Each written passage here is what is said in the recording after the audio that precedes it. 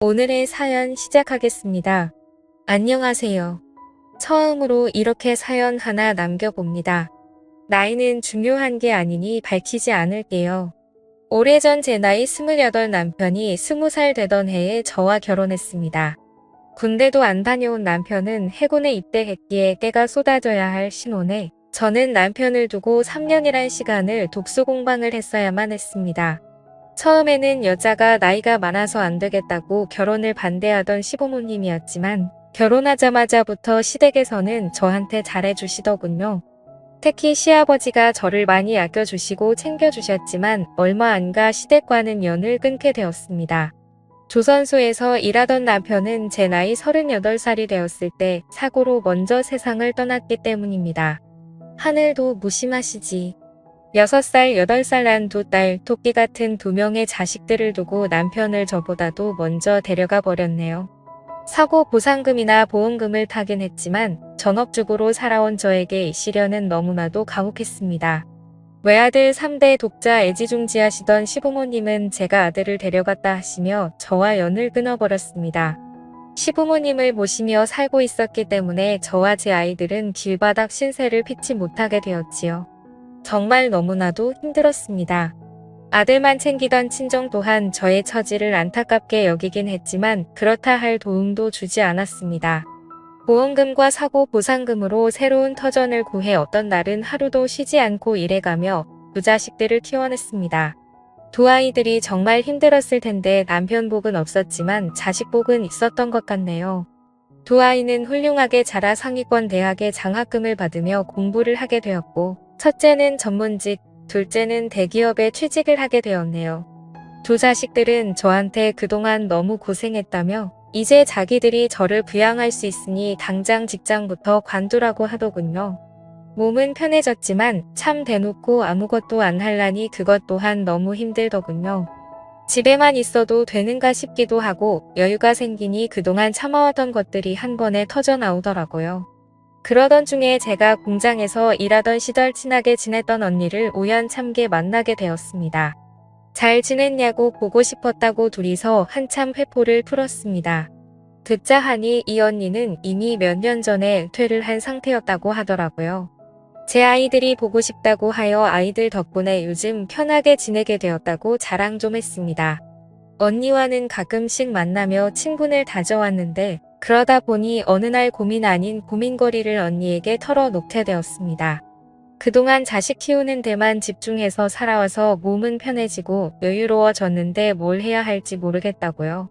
언니는 그런 게 고민이었으면 진작 말하지 그랬느냐며 저에게 새로운 세상을 가르쳐줬습니다. 여러 취미 활동을 하던 언니가 이런저런 자리에 저를 데려가기 시작했어요. 스포츠 댄스도 배우고 등산도 다니고 제 인생에 해보지 못할 것 같았던 골프도 배우게 되었습니다. 자식들 뒷바라지 하느라 일만 하면서 살아 몰랐는데 세상에는 할 게 너무나도 많다는 사실을 알게 되었습니다. 언니는 언제부터 이렇게 인생을 즐기면서 살기 시작했는지 아는 사람들도 참 많더군요. 새로운 걸 하게 되면서 그동안 느낀 적적함은 많이 사라졌지만 그래도 뭔가 채울 수 없는 아쉬움이 강하게 남더라고요. 그러던 중에 언니가 저에게 제안을 하나 해왔습니다. 하루는 저보고 묻지마가 뭔지 알고 있느냐고 물어보더라고요. 좋은 이야기는 들어본 적이 없으니 같이 가자고 물어보는 언니의 말에 한사코 거절의 의사를 표현했지만 앞으로 살아봐야 얼마나 더 살겠냐며 저를 계속 설득을 하더군요. 결국 언니의 간곡한 부탁에 모시겨 한번 다녀와 보기로 했습니다. 약속 장소로 가니 관광버스가 한 대 서 있었어요. 막상 정말 저 버스에 몸을 싣는다 하니 긴장이 되고 가슴이 쿵쿵 뛰더군요. 언니한테 이거 은근히 긴장된다고 하니 언니는 사실 혼자서 몇 번 와봤다면서 잘 설명해 줄 테니 떨지 말고 있으라고 하네요. 버스 문 앞에 있는 남자에게 다가가니 어디 산으로 가시는 분들이냐고 서글서글하게 인사를 하더군요. 회비를 내고 안에 들어가니 버스는 벌써 절반이 넘게 차 있었습니다. 언니와 나란히 자리에 앉아서 버스에 누가 있는지는 확인도 하지 않고 수다를 떨고 있었습니다. 언니가 설명해 주기를 소지품 집기 같은 걸로 짝을 맞춰줄 것이라고 하더라고요. 일단 짝이 정해지면 장소에 도착하기 전까지 여자는 안쪽에 앉고 남자는 바깥쪽에 앉아서 놀 거라고 설명을 듣느라 정신없이 있는 가운데 버스에 어떤 사람이 탔는지는 당연히 확인도 못하고 있었어요. 잠깐 언니에게 찝적대는 남자분이 계셔서 대화에 공백이 생겨 혼자 신나게 그 남자와 떠들고 있는 언니만 바라보다가 주변이나 둘러볼까 하며 고개를 들었는데 정말 심장이 내려앉는 듯 했습니다.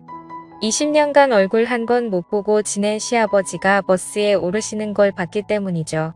시아버지도 저와 눈이 마주치게 되었고 적잖이 당황한 듯 보였습니다. 언니는 이미 예전역에 아까 그 남자와 합석을 해서 제 옆에서 사라진 상태였어요. 버스를 탈 때 봤던 서글서글하게 인사하던 사람이 마이크를 들고 진행을 하기 시작하더군요. 그냥 돈 받는 사람인 줄 알았는데 알고 봤더니 사회자였어요. 차가 출발하자마자 신나는 음악이 흘러나왔습니다. 사회자는 고속도로에 진입하게 되면 남편 마누라 생각은 출발하던 곳에 두고 오라고 하며 오늘 하루만큼은 고민 없이 재밌게 보내자고 말하며 능숙하게 진행을 하더군요. 하지만 아무리 남편 없이 지낸 세월이 20년이라고 해도 저 멀리 앉은 시아버지 뒤통수를 보고 있자니 고민이 안 될 수가 없었지요. 아직도 짝이 없는 사람이 있냐고 하며 혼자 앉아있는 사람들을 둘러 모아 남자들의 소지품을 걷어갔습니다. 시아버지도 제 눈치를 보신 건지 저처럼 끝까지 짝을 찾지 못하고 혼자 계셨어요. 소지품이 담긴 바구니를 사회자가 제 앞에 들고 오는데 바구니 안에는 너무 익숙한 물건이 하나 있었어요. 제가 결혼하고 시아버지 첫 생신 때 사들인 가죽 지갑을 아직도 쓰고 계시더군요.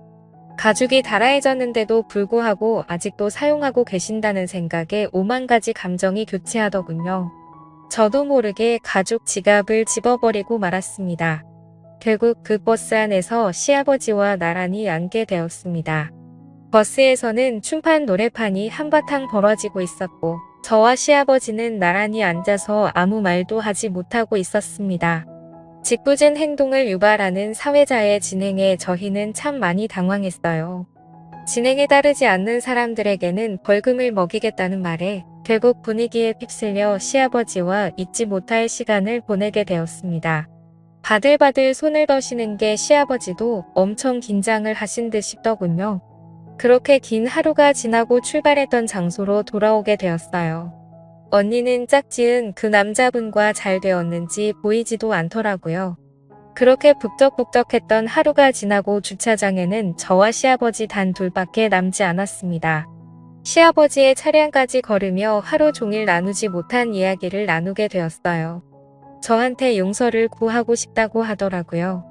아들이 떠난 건 제 잘못이 아닌데 그때 왜 그랬는지 메일을 후회로 보내고 있다고 하시네요. 시어머니는 잘 계시냐고 웃는 저희 말에 아들이 얼마나 보고 싶었는지 5년 전에 돌아가셨다고 씁쓸하게 한마디 하시더군요.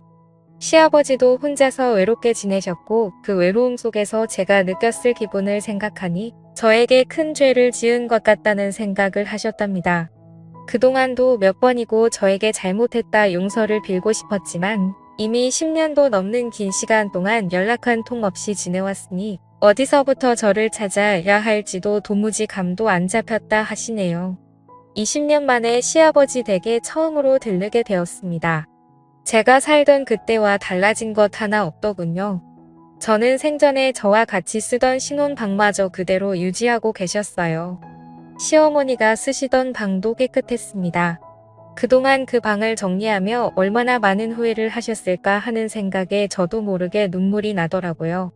그렇게 그날 밤 시아버지와 한참을 부둥켜 안고 울었습니다. 그날 시아버지 집에서 하루를 보내고 다음날 시아버지 차를 타고 집으로 돌아왔습니다. 아직 자식들에게 시아버지에 대한 이야기는 하지 못했어요. 자식들한테 좋은 소식일지 나쁜 소식일지 아직도 감이 안 잡히고 어디서 다시 재회하게 되었는지까지 도무지 말을 이어갈 자신이 없네요. 그날 이후로 저는 언니와 보내는 시간보다 혼자 외롭게 지내실 시아버지와 더 많은 시간을 보내고 있습니다. 언제까지 아이들에게 시아버지에 관한 사실을 숨길 수 없다는 걸 알고 있습니다.